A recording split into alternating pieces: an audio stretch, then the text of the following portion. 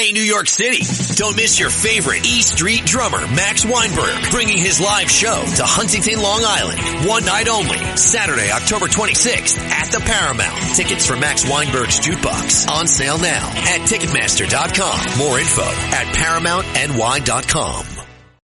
It's a common sense recap of the big stories. It's Katz and Cosby on 77 WABC. Tell me lies, tell me sweet little lies. Well, today is Tuesday. Well, we got a lot of breaking news today.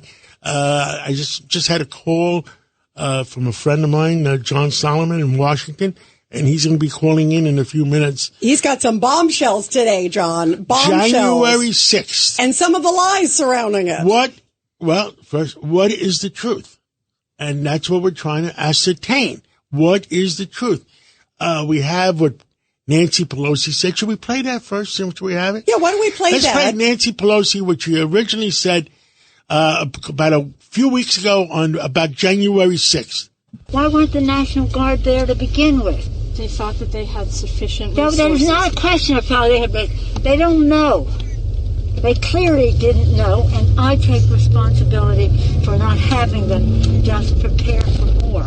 So Nancy Pelosi is telling her daughter they never told her anything. And by the way, that was on January 6th, John, because she was filming her on January 6th. That's what's amazing, we don't too. know what the truth is. Is John Solomon calling in yet? Breaking news, WABC. And joining us now here with some big breaking news is the founder of Just the News, John Solomon. John, you have some big bombshells tied to January 6th and why maybe there were no military troops there that day. How many times are we getting truth denied for years, and then all of a sudden it finally shows up, and the latest truth comes in the form of 24 interviews that were actually conducted in the spring of 2021. We're just getting them in the fall of 2024. They were conducted in the spring of 2021 by the Pentagon Inspector General. That's the internal watchdog, the chief watchdog of the Pentagon. They did their own after-action report to see how the Pentagon handled the January 6th crisis.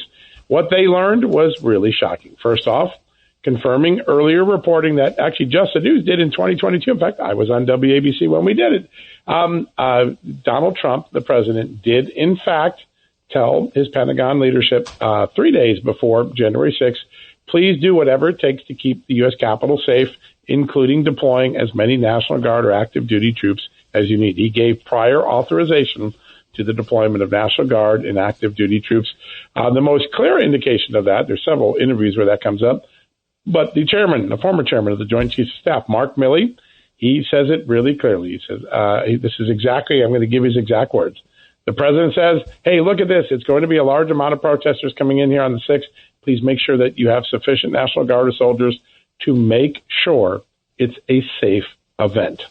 And that is an extraordinary admission from a person who's not always been a fan of President Trump. Milley has sometimes been critical of Milley. Now, after that instruction occurs, a funny thing happens. The very brass that reports to the president as the commander-in-chief made a decision not to carry out those instructions. Acting Defense Secretary Christopher Miller told the investigation, yes, Trump did in fact say those things, but he said there was never going to be a way that he would have put U.S. military forces at the Capitol. This is his exact quote. There was absolutely no way I was putting U.S. military forces at the Capitol, period. In other words, Miller said he was not going to carry out the president's order. That is part of the reason why those troops never got there. By order of the president or by Miller's decision? No, remember, it's the president telling Miller to do this. Both Milley and Miller, two very similar names. The chairman of the Joint Chiefs and the defense secretary are together in this meeting in the Oval Office. The president says, make sure it's safe, use active duty troops. Miller comes back after hearing the president saying that, and according to his interview with the Pentagon IG, he says, I wasn't going to do it. There's absolutely no way I was going to do that. So it was Miller that stopped it? Yeah, well, he says he was one of the people that stopped it, yes. And who else? And by the way, why? Let's get it straight, step by step. Yep. And then Nancy Pelosi says they never told her. Yeah, see, that's why there's questions on both ends. I agree. Yeah. So there are three steps where the idea for troops gets further and further away from the president's order. The first is Chris Miller. Chris Miller is like, all right, I know the president said it. I don't like the politics of this, meaning I don't like the political look of troops at the Capitol. So I'm not going to do it. I'm going to go to the D.C. government and say, here, I have a better idea for you. I'll give you some soldiers to direct traffic, and then you take more cops off the street and you send them to the Capitol. Okay, so Miller goes that route and starts to devise a plan to do that. Then downstream from Miller, there's a second person, the Army Secretary. His name is Ryan McCarthy.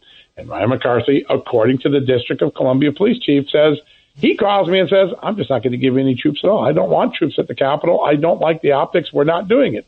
So each step down the process, someone else gets in the way and says, we're not going to do that. Now, it gets even crazier. At some point, the Pentagon calls the Capitol Police directly. The Capitol Police report to Nancy Pelosi and the Sergeant of Arms. And the Capitol Police are told, hey, the Pentagon says, if you'd like National Guard at the Capitol, just tell us and we'll give you the Capitol Police National Guard. And the Capitol Police check with Nancy Pelosi's minders, and they come back and saying they don't like the optics, so don't send them to us either. So multiple points where the president's offer is made to different people, and at each point the offer is sort of turned away, adapted in a way that the president never intended. And Nancy Pelosi is telling her daughter that they never told her. I don't forget what exactly it is. Yeah, she said, we should have.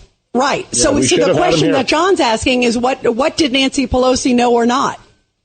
Yeah, those are questions that we've never gotten an answer to because Congress has never been allowed to interview Nancy Pelosi. Now, we are told, Congressman Barry Loudermilk, the man who's been finding all this evidence, he would like to interview Nancy Pelosi's staff and figure out exactly what she knew. That will be a major development in this investigation, should that happen. But Nancy Pelosi expressed remorse. She said multiple times on the videotape, we bear some responsible. We are responsible for what happened here. That is an extraordinary statement by Nancy Pelosi. And then she went on to say, we should have had the National Guard here, suggesting that she kind of knew that was an option that didn't get used. But we'll find out more in the next few months. But these Pentagon transcripts give us a really clear picture of what happens after the president gives an instruction. It doesn't quite get carried out the way he suggested. Well, that is a wow. Thank you for the background on that. Keep us posted. John Solomon, very interesting. Thank you. Good to be with you today. Thanks. Wow. And let's play to Nancy Pelosi, and then let's go to Alan Dershowitz and see what he has to say. Let's play. Why the National Guard there to begin with? They thought that they had sufficient resources. No, there's not a question of how they had. They don't know. They clearly didn't know, and I take responsibility for not having them just prepare for war.